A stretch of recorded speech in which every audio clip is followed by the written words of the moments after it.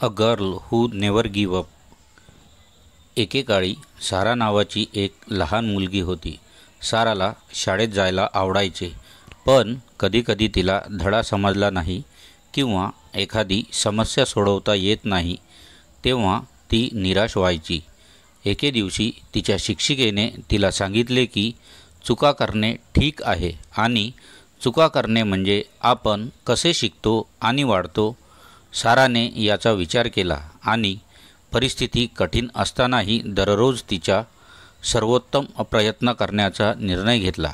ती तिच्या शिक्षिकेला मदतीसाठी विचारायची आणि ती तिच्या कामाचा सराव घरी करायची.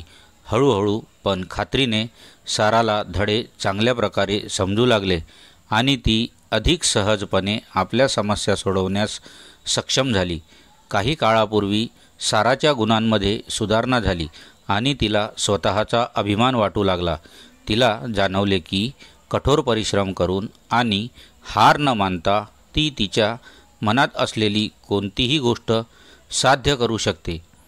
तिला हे देखील समजले की शिकणे ही आयुष्यभर चालणारी प्रक्रिया आहे आणि कोणीही शिकणे कधीच थांबवत नाही.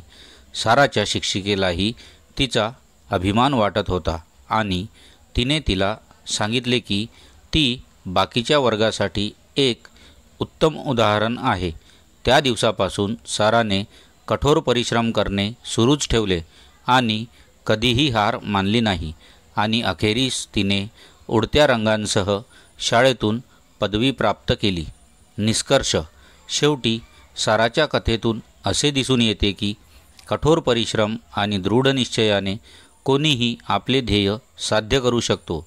हे शिकविते की चुका करणे हा शिकण्याचा नैसर्गिक भाग आहे आणि नवीन कौशल्ये आणि ज्ञान मिळवण्यासाठी मदत घेणे आणि सराव करणे हे महत्त्वाचे मार्ग आहेत.